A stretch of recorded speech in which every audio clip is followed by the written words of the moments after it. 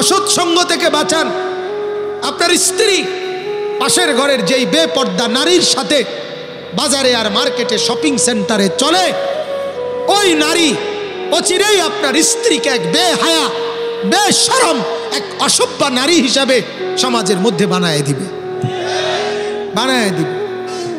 কোরআনুল কারীমের মধ্যে আল্লাহ তাআলা বলেন, ইন্নাল্লাযীনা ইউহিব্বুনা আন তাশিআল ফাহিশাতু ফিল্লাযীনা আমানু লাহুম আযাবুন আলীমুন ফিদ দুনিয়া ওয়াল আখিরাহ আল্লাহু ইয়ালামু ওয়া আনতুম লা তা'লামুন। আল্লাহ তাআলা বলেন, ঈমানদারদের পরিবেশে, মুসলমানদের সমাজে, মুসলমানদের দেশে, মুসলমানদের এলাকায় যারা যারা অশ্লীলতা, বেহায়াপনা, নগ্নতা, উলঙ্গপনা ছড়িয়ে দেয়, এটাকেই পছন্দ করে, আমি তাদেরকে দুনিয়াতেও আযাব দেব, আখিরাতেও আযাব দেব। এটা কোরআনের আয়াত, এটা কোরআনের আয়াত। সারা পৃথিবীর অসংখ্য নগ্ন, উলঙ্গ, অর্ধ উলঙ্গ নারীকে দর্শক হিসাবে, শ্রোতা হিসাবে নিজেদের মাটিতে আনার খেসারত অচিরেই দিতে হবে, অচিরেই, কোনো সন্দেহ নাই। ফুটবলের লাঠি বেশি দিন থাকবে না, বেশি দিন থাকবে না, বেশি দিন থাকবে না। সারা পৃথিবীর বেহায়া নারীরা আসবে আর আসমানওয়ালা এটা মেনে নিবে। এটা হয় না, এটা হয় না। তিনি বলেছেন, অশ্লীলতার প্রচার করে যারা, অশ্লীলতার প্রসার করে যারা, বেহায়াপনার প্রসার করে যারা, লাহুম আযাবুন আলীমুন ফিদ দুনিয়া। কোরআনের আয়াত, সূরা নূরের আয়াত 18 নম্বর পারায় আছে। দুনিয়ার মধ্যেই আমি তাদেরকে ভীষণ আযাব দেব, ভীষণ আযাব দেব, অচিরেই আসবে, অচিরেই। এজন্য আমি আপনাদের কাছে অনুরোধ করছি, দয়া করে আপনারা আপনাদের ছেলের দিকে একটু নজর দেন। ছেলেটাকে অসৎ সঙ্গী থেকে বাঁচান, মেয়েটাকে অসৎ সঙ্গী থেকে বাঁচান, স্ত্রীকে অসৎ নারী সঙ্গী থেকে বাঁচান। আপনি নিজেও মন্দ লোক থেকে বাঁচেন। খারাপ মানুষ মদ খায়, জুয়া খেলে, ফেন্সি খায়, এরপরে অশ্লীল বাক্য আলাপ করে, নর্তকীর নাচ, ছবি, উলঙ্গপনা, বেহায়াপনা, এটাই যাদের পছন্দ, আপনি তাদের সাথে বসবেন না, আপনি তাদের সাথে খাবেন না, আপনি তাদের সাথে হাঁটবেন না, আপনি তাদের সাথে চলবেন না। আপনার বিবি বাচ্চাকেও তাদের থেকে বাঁচান, তাদেরকে বাঁচান, নাইলে দেশ রক্ষা পাবে, তাইতে জাতি রক্ষা পাবে, প্রজন্মও রক্ষা পাবে। আমার প্রজন্ম আজকে, আমি অস্থির এটা নিয়ে, আমার প্রজন্ম পূর্বপুরুষের কোনো দিকে তাকায় না। ইউরোপিয়ান, ওয়েস্টার্ন, সেখান থেকে চুল যদি বলে এদিকে সমান করে ফেলো, কাইটা বলে হ্যাঁ ঠিক আছে। সপ্তাহখানিক পরে যদি বলে বাম দিক পুরা কাইটা সমান করে ফেলো, তাইলে বলে ঠিক আছে এটাও। কিছুদিন পরে যদি বলে পিছন কাইটা সমান করো, এটাও বলে। যদি বলে শার্ট খুইলা পরো, তাইলেও পরবে। যদি বলে প্যান্ট মাথাত বান্ধিয়া পরো, তাইলেও পরবে। পাগলের কোনো নির্দিষ্ট কোনো কিছুই নাই, হাসেও না, কাঁদেও না। পাগলের নিজস্ব কোনো তমিজ, নিজস্ব বিবেক বোধ কিছু নাই, বেঈমানের দিকে তাকায়া থাকে। আর যেই যুবকদের রুচি, আমার সবচেয়ে আফসোস এটা, যাদের রুচি গিয়ে পৌঁছেছে সেলুনের সাথে, সেলুনের নাপিত তিনি যেটা চয়েস করে দেয়, এটা যদি হয় যুবক মুসলমানের মাথার চুলের রুচি, তাহলে তোমার রুচি বোধের মধ্যে অনেক নিচুতা নেমে গেছে, এটা স্পষ্ট হয়ে যায়, এটা স্পষ্ট হয়ে যায়। অতএব দয়া করে মন্দ সঙ্গী থেকে বাঁচান, ফ্রেন্ড থেকে বাঁচান, আখলাকওয়ালা। যে বন্ধু নামাজের কথা বলে, যে বন্ধু আখিরাতের কথা বলে, কোরআনুল কারীমের সূরা সাফফাতের মধ্যে আছে, এক জান্নাতি বন্ধুদেরকে জান্নাতে বলবে, আমার এক দুনিয়ায় পরিচিত বন্ধু ছিল, যে আমাকে সারাক্ষণ আখিরাত ভুলাইতে চাইতো, বলতো কবর নাই, পরকাল নাই, হাসরের মাঠ নাই। আমি বন্ধুর খপ্পরে পড়ি নাই, ফলে আজকে আল্লাহ আমাকে জান্নাতি বানাইছে। আল্লাহ তাআলা কোরআনে আছে, আল্লাহ তাআলা বলবেন হাল আনতুম মুত্তালিউন, তুমি কি তোমার সেই অসৎ বন্ধুকে এখন দেখবা কোথায়? তখন সে বলবে দেখব। কোরআনে আছে আল্লাহ তাআলা তার সামনে জাহান্নামের দৃশ্য খুলে দিবেন, ফাত্তালা ফারাআহু ফি সাওয়াইল জাহিম। ওই জান্নাতি ব্যক্তি দেখবে তার সেই বন্ধু জাহান্নামের মাঝখানে ভীষণ আগুনের মধ্যে, উত্তাল আগুনের মধ্যে একবার উপরে উঠছে, একবার নিচে নামছে, ঢেউ খেলতেছে। অতএব আমার এটাই কথা, মুহতারাম হাজিরিন, পবিত্র কোরআনুল কারীমের 19 নম্বর পারার শুরুতে কোরআনুল কারীমের 25 নম্বর সূরা, সূরায়ে ফুরকান, এই সূরার 26, 27, 28, 29, 30 এই 5টি আয়াত আমি আপনাদের সামনে তেলাওয়াত করেছি। লম্বা কোনো ব্যাখ্যা না, তাফসীরও না, শুধু অল্প একটু কথা আপনাদেরকে তর্জমা শুনাইলেই। এবং এই আয়াতগুলো নাজিলের একটা প্রেক্ষাপট আছে, শানে নুজুল তাফসীরের কিতাবে যেটা লেখা আছে সেটা শুনেই আমি একটা কথা বলতে চাই শুধু, এতেই আমার কথা ইনশাআল্লাহ শেষ হয়ে যাবে। আল্লাহ তাআলা আমাদেরকে তৌফিক দান করেন। আমাদের প্রিয় নবী সাল্লাল্লাহু আলাইহি ওয়াসাল্লাম মক্কায় যখন ইসলামের দাওয়াত দিচ্ছিলেন, 40 বছর বয়স থেকে শুরু করে, রাসূলুল্লাহ সাল্লাল্লাহু আলাইহি ওয়াসাল্লাম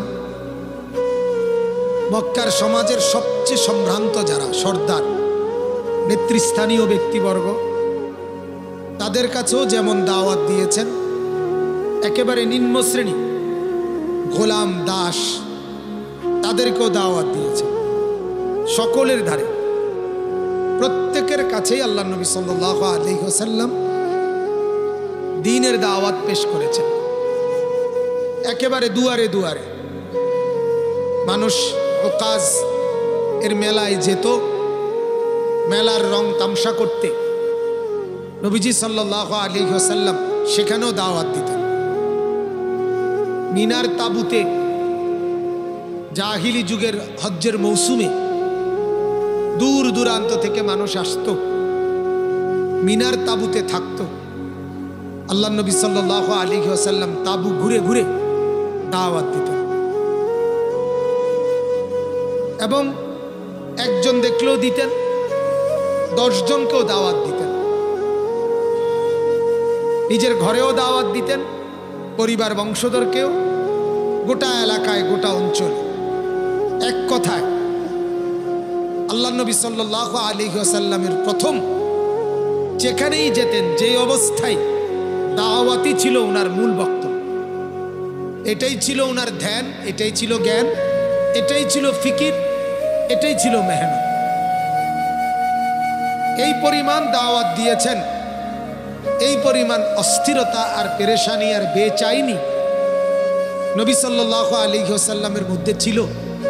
মানুষের ঈমান আনয়নের জন্য, মানুষকে আল্লাহর দিকে ফিরাবার জন্য, যে আল্লাহ তাআলা নিজে কোরআনুল কারীমের মধ্যে ইরশাদ করেছেন, সান্ত্বনা দিতে গিয়ে নবীকে, ফালাআল্লাকা বাখিউন নাফসাকা আল্লা ইয়াকুনু মুমিনিন। হে আমার নবী, আপনি কি শুরু করলেন? মানুষ ঈমান আনতেছে না বলে আপনি কি আপনার জীবন দিয়ে দিবেন? জান দিয়ে ফেলবেন নাকি?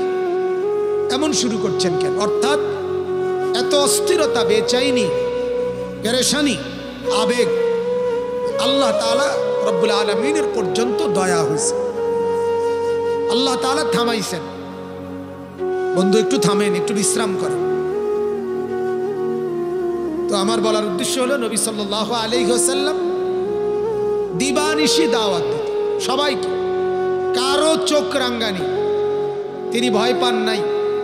আবার দুর্বলের কাছে গিয়ে বলতেও লজ্জাবোধ করেন নাই। একেবারে গোলাম, কামারের দোকানে কাজ করে, কামারের হযরতে খাব্বাব রাদিয়াল্লাহু তাআলা আনহু ওনাকে কালেমার দাওয়াত দিয়েছেন, উনি কালেমা পড়ছেন। অপরের খেজুরের বাগানে কাজ করে এমন গোলাম হযরতে বেলাল, তাকে দাওয়াত দিয়েছেন, তিনিও কালেমা গ্রহণ করছেন। আবার আবু জাহেল, আবু লাহাব, উতবা, সাইবা, যারা সমাজপতি, সর্দার, মাতব্বর, তাদেরকেও দাওয়াত দিয়েছে।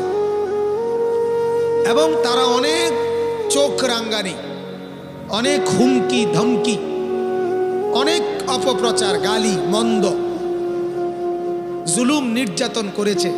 আল্লাহ নবী সাল্লাল্লাহু আলাইহি ওয়াসাল্লাম কোনো প্রলোভনের সামনেও মাথা নোয়ান নাই, কোনো হুমকি ধমকির সামনেও দাওয়াত বন্ধ করেন। হায়াতুস সাহাবা কিতাবের মধ্যে আছে বিশ্ববিখ্যাত দাঈ হযরতুল আল্লাম মৌলানা ইউসুফ কান্দলভি হযরত জি রহমতুল্লাহ আলাইহির কিতাব। ওই কিতাবের মধ্যে আছে হাদিস। আল্লাহ নবী সাল্লাল্লাহু আলাইহি ওয়াসাল্লাম বলেন, আল্লাহি লা উকাতিলান্নাহুম হাত্তা তানফারিদা সালিফাতি। নবীজি বলেন, আল্লাহর কসম, আমি আল্লাহর রাস্তায় যুদ্ধ করেই যাব যতক্ষণ না আমার গর্দানের রগ আমার শরীর থেকে বিচ্ছিন্ন হবে। আমি বলেই যাব। মক্কার কাফের কুরাইশদেরকে একদিন তিনি বলেছিলেন, প্রলোভন দেওয়ার পরে মক্কার কাফের উতবা, বড় সর্দার উতবা, সে বলেছিল, মুহাম্মদ, সুন্দরী নারী চাও, যে কয়জন দেব। সম্পদ চাও, আরবের সবচেয়ে বেশি সম্পদ দেব। ক্ষমতা চাও, তা আরবের পুরা ক্ষমতা তোমাকে দেব। আর মানুষ এই তিন জিনিসের কাঙ্গাল। দুনিয়া লুভি, এই তিন জিনিসের লুভি, হয় নারীর লুভি, নয় সম্পদের লুভি, নয় নেতৃত্বের লুভি। যার মধ্যেই আপনি দেখবেন রং তামসার এই দুনিয়ায় আল্লাহর নাফরমানিতে ডুবা, আখেরাত ইবাদত বন্দিগির খবর নাই যাদের, এরা কোনো না কোনো একটাতে আসক্ত। হয় নারীর প্রতি আসক্ত, আর নয়তো সম্পদের প্রতি আসক্ত, আর নয়তো ক্ষমতা এর প্রতি আসক্ত। উতবা এই তিনটাই বলছেন। আল্লাহ নবী সাল্লাল্লাহু আলাইহি ওয়াসাল্লাম বললেন, ওয়াল্লাহি লাউ ওয়াদাউ আশ-শামসা ফি ইয়ামিনি ওয়াল কামারা ফি ইয়াসারি লান আতরুকা হাদাল আমর। আল্লাহর কসম, যদি আসমানের সূর্য আমার ডান হাতে এনে দেয়, চাঁদ যদি আমার বাম হাতেও এনে দেয়, আল্লাহর কসম, আমি আমার এই দাওয়াত, আমার এই মিশন আমি ছাড়ব না, ছাড়ব না আমি এটা। হাত্তা ইয়াযহারাহুল্লাহ আও আহলিকা ফি সাবিলিহি। হয়তো আল্লাহ তাআলা আমার এই কালেমা, আমার এই মেহনত, আমার এই দ্বীনকে বিজয়ী করবেন, আর নয়তো আমি মুহাম্মদ আমার জীবন দিয়ে আল্লাহর কাছে চলে যাব।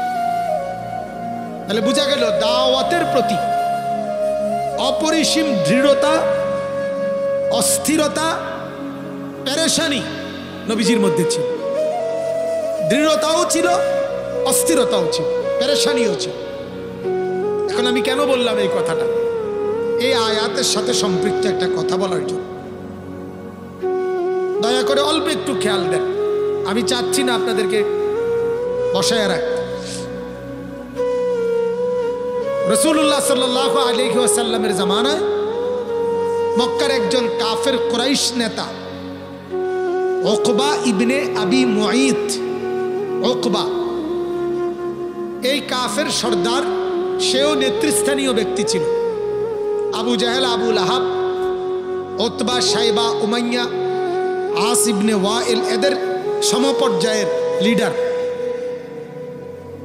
আরব দেশের মানুষের একটা আবহমান কাল, অতীত ইতিহাস থেকে, নবীজির আগমনেরও শত শত বছর আগ থেকে আরবীয় মানুষের একটা ঐতিহ্য ছিল। মেহমানকে তারা কখনো অনাদর করত না।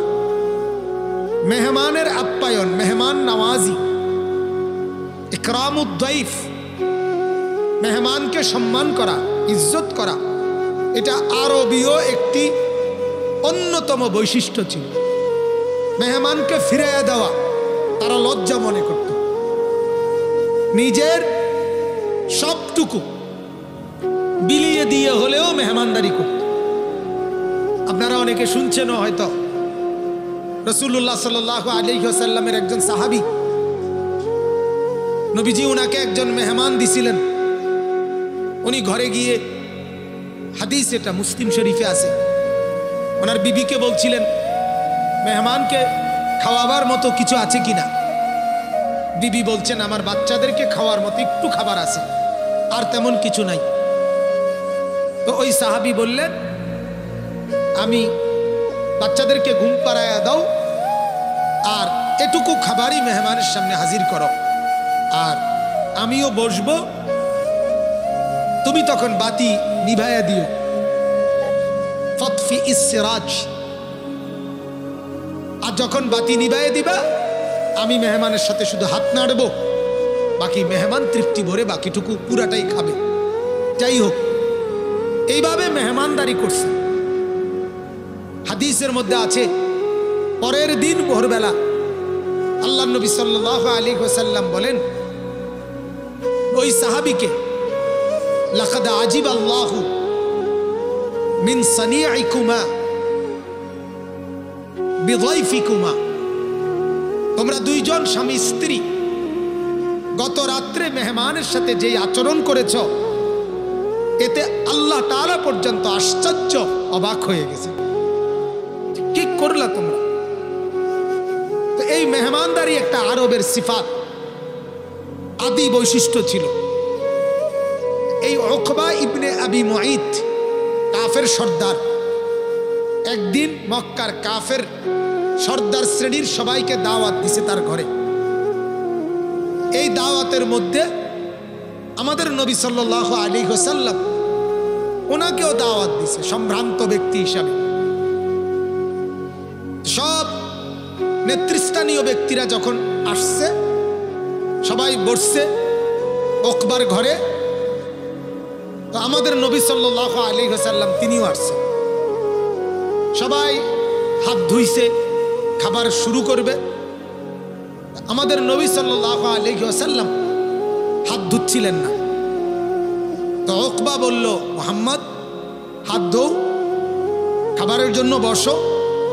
আল্লাহ নবী সাল্লাল্লাহু আলাইহি ওয়াসাল্লাম বললেন, চাচা আমি ততক্ষণ পর্যন্ত আপনার মেহমানদারি গ্রহণ করব না যতক্ষণ আপনি আমার কালেমা লা ইলাহা ইল্লাল্লাহ গ্রহণ না করবেন।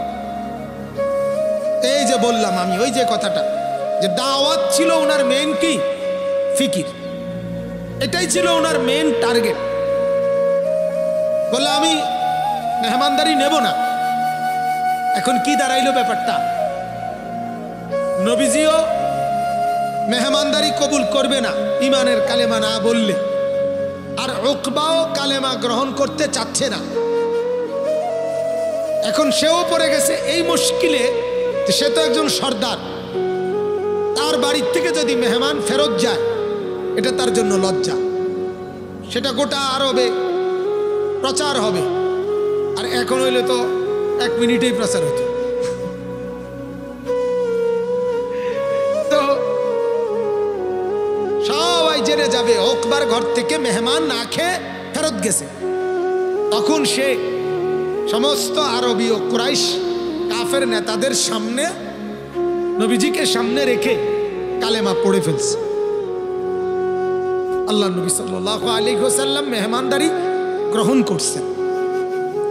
গ্রহণ করার পরে নবীজি যখন চলে গেলেন, খাবার শেষে কুরাইশ সর্দাররা এইবার তাকে চাপ দিয়া ধরছে, তুমি কামটা করলা কি? তুমি এটা করলা কি? দীর্ঘদিনের বন্ধুত্ব আমরা, এই কথাটাই আমার মূল বক্তব্য। এরা বলল, এ আবু জেহেল, আবু লাহাব, উতবা, শাইবা, উমাইয়া, এতদিনের বন্ধুত্ব তোমার সাথে আমাদের, তুমি এই বন্ধুত্ব ত্যাগ করে আমাদের সবার মুখে চুনকালি মেখে তুমি এটা কি বললা? মুহাম্মাদের কালেমা গ্রহণ করে ফেললা, আমাদের বন্ধুত্বের কোনো মূল্য দিলা না। একসাথে চলি ফিরি, একসাথে বিড়ি খাই, একসাথে সিগারেট খাই, একসাথে মদ খাই, একসাথে গাঁজা খাই, একসাথেই অশ্লীলতার বেহায়াপনার রাজ্যে ডুবে যাই। এত ক্লোজ ফ্রেন্ড আমরা, আর তুমি সেখানে এটা কি বললো, কি করলে? ওকবা তখন বলতেছে, আসলে বন্ধুরা, তোমাদের সাথে আমার বন্ধুত্ব ঠিক আছে, আমি নিরুপায়, আমার সর্দারি রক্ষার জন্য আরবের ঐতিহ্যে আমি মেহমানকে ফিরিয়ে দেই কেমনে, এই জন্য কালেমা পড়ছি। তো উমাইয়া ইবনে খালফ, কাফেরদের সর্দার, ওই যে হযরত বেলালের যিনি মনিব ছিল যে বেটা, ওই দুশ্মন, ওই জানোয়ার, এই বেঈমান বলল, যদি আমাদের সাথে বন্ধুত্ব রাখতে হয়, সম্পর্ক রাখতেই হয়, যদি বলো আসলেই আমরা তোমার বন্ধু, তাইলে এখন গিয়ে মুহাম্মদের কালেমা, মুহাম্মদের সামনে গিয়ে থুতু মাইরা তার কালেমা তাকে ফেরত দাও। এই বেঈমান উঠছে, উঠে গিয়ে নবী সাল্লাল্লাহু আলাইহি সাল্লাম যেখানেই ছিলেন সেখানে গিয়ে বলছে, থুতু ফেলাইয়া, মুহাম্মদ তোমার কালেমা তোমাকে ফেরত দিলাম। আল্লাহ তাআলা বললেন, কুরআনুল কারীমের এই আয়াতগুলো নাজিল করলেন এই ঘটনার প্রেক্ষিতে। আল্লাহ তাআলা বললেন, আহা কি করলা, কাজটা করলা কি?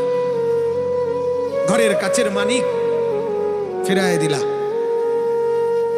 কালেমার মতো শ্রেষ্ঠ সম্পদ শুধুমাত্র অসৎ বন্ধুত্বের কারণে ফেরত দিলা।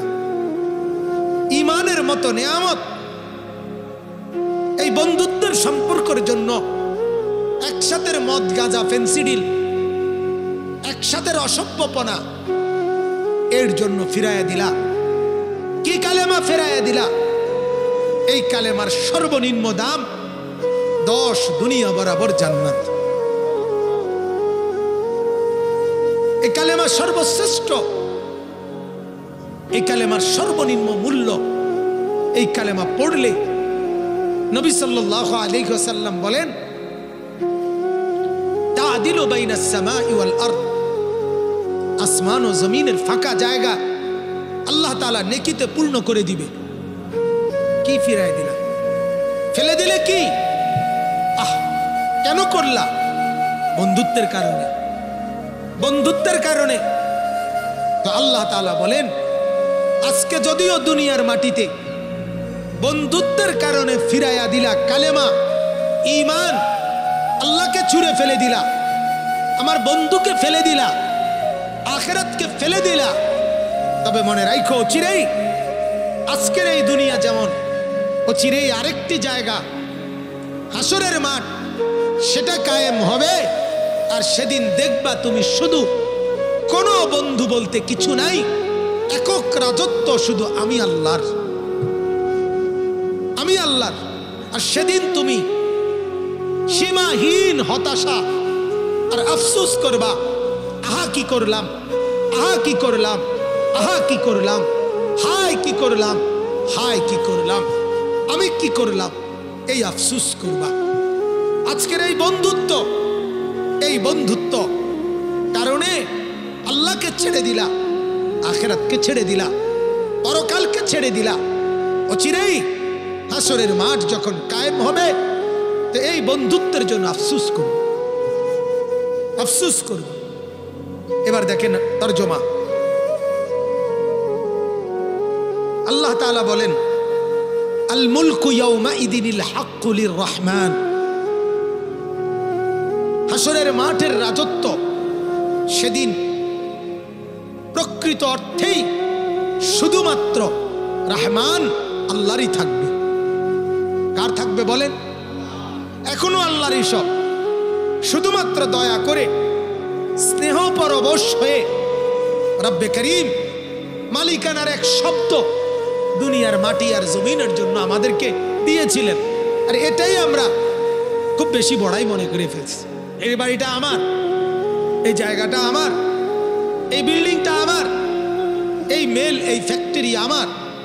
আল্লাহ তাআলা বলেন তোমার বলার অধিকার আমি ক্ষণিকের জন্য দিছিলাম, অল্প একটু জন্য দিছিলাম। আমি জমিনের শৃঙ্খলার জন্য মালিকানার এই শৃঙ্খলা নিয়ম দিয়েছিলাম, কিন্তু প্রকৃত মালিক তো আমি। কিন্তু এরপরেও দুনিয়াতে যদিও সাময়িক মালিকানা তুমি পরিচয় দিতেও পারো, কিন্তু হাসরের মাঠে আল্লাহ তাআলা বলেন একমাত্র শুধুমাত্র আমি রহমান আল্লাহরই মালিকানা থাকবে, সেদিন আর কিছুই পাবে না। এরপরে দেখেন ওয়াকানা ইয়াওমান আলাল কাফিরিনা আসীরা, আল্লাহ তাআলা বলেন আর সেদিন হাসরের মাঠ সমস্ত বেঈমান পাপী কাফের সীমালঙ্ঘনকারীদের জন্য হবে বড়ই কঠিন, বড়ই কঠিন, বড়ই কঠিন। এরপরে আল্লাহ বলেন এই ঘটনাটা ওয়ায়াউমা ইয়াআদ্দুজ যালিমু আলা ইয়াদাইহি, আল্লাহ তাআলা বলেন সেদিন নাফরমান, সেদিন পাপী, সেদিন অবাধ্য, আল্লাহর দুশমন, রাসূলুল্লাহর দুশমন, ইসলামের দুশমন, কোরআনের দুশমন, আখিরাতকে ঠাট্টাকারী, আখিরাতকে অবিশ্বাসকারী, সেদিন নিজের আঙ্গুল নিজের দাঁত দিয়ে কামড়াইতে থাকবে, কামড়াইতে কামড়াইতে ছিঁড়ে ফেলবে আর বলবে ইয়া লাইতানি, ইয়াকুলু ইয়া লাইতানি ইত্তাখাযতু মা'আর রাসূলি সাবিলা, বলবে দাঁত কামড়াবে আর বলবে হায় যদি রাসূলের পথ ধরতাম, আল্লাহর পক্ষ থেকে প্রেরিত মানুষ যারা তাদের পথ ধরতাম, তাইলে তো আজ এই মুসিবত হইতো না। এরপরের কথাটাই জরুরি। এরপরে আল্লাহ তাআলা বলেন ইয়া ওয়াইলাতা লাইতানি লাম আত্তাখিজ ফুলানান খলিলা, ওই লোক বলবে হায় আমার মন্দ কপাল, আফসোস, হায় আফসোস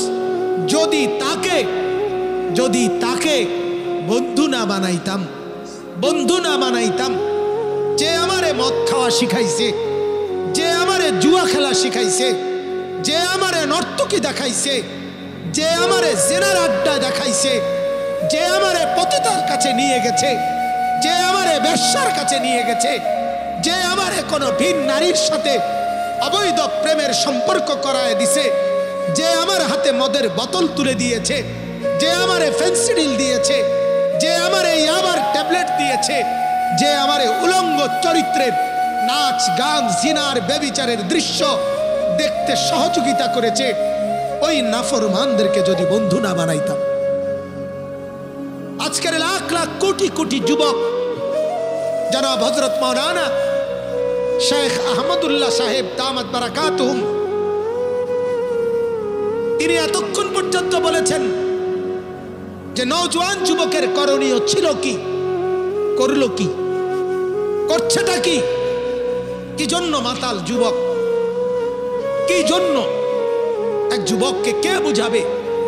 আল্লাহ তাআলা বলেন সেদিন আফসোস করবে শুধু কেবল মন্দ সঙ্গীর কারণে, মন্দ সঙ্গীর কারণে, আর বলবে লাম আত্তাখিজ ফুলানান খলিলা, যদি তাকে বন্ধু না বানাইতাম, লাকাদ আদাল্লানি আনি যিকরি বাদা ইদ জাআনি, এ বলতেছে আফসোস করবে আর বলবে আহারে আমার কাছে তো আল্লাহর স্মরণ, আল্লাহর জিকির, আল্লাহর কোরআন, আল্লাহর দিন ইসলাম, কালেমার দাওয়াত, এটা তো আমার কাছে এসেছিল, কিন্তু আমাকে আদাল্লানি, ওই বন্ধু, ওই নাফরমান, ওই পাপী তো আমাকে গোমরা করে দিছে।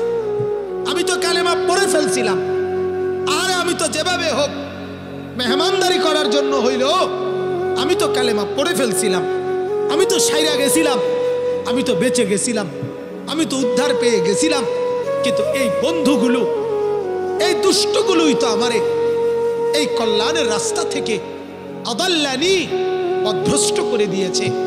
বাদা ইদ জাআনি ওয়া কানা আশ-শাইতানু লিল ইনসানি খাযুলা, আল্লাহ তাআলা বলে শোনো এভাবেই শয়তান মানুষকে ভুলাইয়া দেয়। কি করে দেয় বলেন? ভুলিয়ে দেয়, ভুলিয়ে দেয়। وقال الرسول يا ربي إن قوم اتخذوا هذا القرآن مهجورا আল্লাহ তাআলা বলেন সেদিন হাসরের মাঠে একে তো শুনেন, একে তো নাফরমান নিজেই আফসোস করবে, কেন তাকে বন্ধু বানাইলাম, কেন তাকে সঙ্গী বানাইলাম, কেন তার পথ ধরলাম, রাসূলের পথ কেন ধরলাম না। এই উপলব্ধি তো নিজেরও হবে। তদুপরি আল্লাহ বলেন রাসূল নিজে সরাসরি আল্লাহকে বলবে, আল্লাহ আমার কওম, আমার সম্প্রদায় আমার 23 বছরের মেহনতের কোরআনকে মাহজুরা, পরিত্যক্ত, অবহেলিত করে ফেলে দিয়েছে। আমি আল্লাহ আজ হাসরের মাঠে এর বিচার চাই। সুপারিশ করবেন যিনি, বিচারও চাইবেন তিনি, তিনি বিচারও চাইবেন আল্লাহর কাছে। আমার বাপ, আমি মূলত শুরুতেই বলছি, ইচ্ছে থাকলেও সময়ের কারণে আমি আর লম্বা করতে চাচ্ছি না। আমি শুধু একটা কথাই বলতে চাই, ওই ভাইকে আমিও দেখছি, আগে আমি দেখি নাই। ইমতিয়াজউদ্দিন সাব্বির ভাই ওলামায়ে কেরামের সোহবতে এক জেনারেল মানুষ তিনদারের সুরত ধরেছে। এরকম অসংখ্য অগণিত যুবক সারা বাংলাদেশে আলহামদুলিল্লাহ ওলামায়ে কেরামের সোহবতে আহলুল্লাহদের বরকতে জিন্দেগির মাথার চুল থেকে পায়ের নখ পর্যন্ত বদলে ফেলেছে। আবার এর বিপরীতে অগণিত কোটি কোটি যুবক কোন অসৎ বন্ধু, অসৎ বান্ধবী, নষ্ট কোন মোবাইলের ছবি, উলঙ্গ জিনা ব্যভিচারের দৃশ্য আর কোন মন্দ বন্ধুর পাল্লায় পড়ে জীবন ধ্বংসের গহ্বরে জাহান্নামের কিনারে ফেলে দিছে। অতএব আমি এই কথাটাই আজকে বলতে চাই, যে কয়জন শুনছেন আমার কোনো আফসোস নাই। আমি ব্যক্তিগতভাবে শহরের কোনো বক্তাও না, গ্রামের মানুষ। আমি গ্রামে থাকতেই পছন্দ করি। আল মাদানী ফাউন্ডেশন একটি বৃহৎ ফাউন্ডেশন, আলহামদুলিল্লাহ অনেক খেদমত করে। আমিও দোয়া করি এবং আপনাদের সবার কাছে অনুরোধ করি, আপনারাও প্রতিটা নেক কাজ, প্রতিটা ভালো কাজ, কল্যাণকর কাজে নিজেও জুড়ে থাকেন, নিজের বিবি বাচ্চা পরিবারকেও জুড়ে রাখেন। বলেন ইনশাআল্লাহ। মন্দ সঙ্গী থেকে বাঁচান। আল্লাহর নবী সাল্লাল্লাহু আলাইহি ওয়াসাল্লাম বলেন, উত্তম সঙ্গী আতর বিক্রেতার মতো, যে শুধু ঘ্রাণ দেয়, আর মন্দ সঙ্গী কামারের মতো, যে শুধু ধোঁয়ার দুর্গন্ধ ছড়িয়ে দেয়। আল্লাহর নবী বলেছেন, কোনো মানুষকে চেনা যায় তার বন্ধু দেখে। অতএব দেখো তার বন্ধুত্ব কাদের সাথে। 6 জন মানুষের সাথে বসে, 5 জনই বিড়ি খায়, সিগারেট খায়, আর আমনে ওইখানে বসা। আপনি যে কি ঢকের এটা তো আমরা বুঝাই আছি। কথা বলেন না কেন? আপনি যে বিড়ি খান না না খান এটার আন্দাজ করার কি দরকার? আপনার সঙ্গী দেখেই বোঝা যায় আপনি কেমন। আপনার চা দোকানের আড্ডা দেখেই বোঝা যায় আপনি কেমন। আপনার পোশাক দেখেই বোঝা যায়, আপনার সাথের মানুষটাকে দেখেই বোঝা যায় আপনার রুচি কেমন। অতএব মন্দ সঙ্গী, আবারও বলছি, মন্দ সঙ্গী থেকে নিজেকে বাঁচান। আল্লাহওয়ালা বুজুর্গ, হাক্কানি রব্বানি আল্লাহওয়ালা ওলামায়ে কেরামের সোহবতে নিজেদের জীবন কাটান। বলেন ইনশাআল্লাহ। কোনো আল্লাহওয়ালা আলেমের সাথে চলবেন, ওলামায়ে কেরামের সাথে চলবেন। কোরআনুল কারীমে আল্লাহ তাআলা বলছেন, বান্দা তুমি দোয়া করো ইহদিনাস সিরাতাল মুস্তাকিম, বারবার। এরপরে আল্লাহ বলছে সিরাতাল্লাযীনা আনআমতা আলাইহিম। তুমি আল্লাহর কাছে এটা বলো, আল্লাহ সিরাতে মুস্তাকিম চাই। কিন্তু যদি সব কোরআনের তরজমা, হাদিসের সব বাংলা আমার সামনে দিয়ে দেয়, আর যদি বলে সিরাতে মুস্তাকিম বুখারী, মুসলিম, তিরমিজি, নাসাই, ইবনে মাজা, আবু দাউদ, এগুলোর বাংলা দিলাম, এতে আছে। কোরআনের তরজমা দিলাম, এতে আছে। তুমি সিরাতে মুস্তাকিম খুঁজে নাও। আপনি পারতেন না, আপনি কুলাইতে পারতেন না। এই জন্য আল্লাহ শিখাইছে সিরাতাল্লাযীনা আনআমতা আলাইহিম। আল্লাহ আমার একজন আপনার নিয়ামত প্রাপ্ত বান্দা, যে আপনাকে চিনেছে, যে আপনাকে পেয়েছে, যে কোরআন মতো চলে, এমন একজন ভালো নেককার আল্লাহওয়ালা আমারে দেখায় দেন, তার পথ ধরায়া দেন, উনি সামনে থাকবে, আমি তাকে অনুসরণ করে ওনার পিছে পিছে জান্নাতি হয়ে যাব। এজন্য আল্লাহ ওয়ালার সোহবত, হক্কানি উলামাদের সোহবত আপনাদের প্রত্যেকের জন্য লাজেম। নিজেকে শুধু কেবল ফেসবুক নির্ভর বানাবেন না, নিজেকে শুধু কেবল ইউটিউব নির্ভর বানাবেন না, নিজেকে শুধু কেবল নিজস্ব বাংলা তর্জমার উপরে নির্ভরশীল বানাবেন না।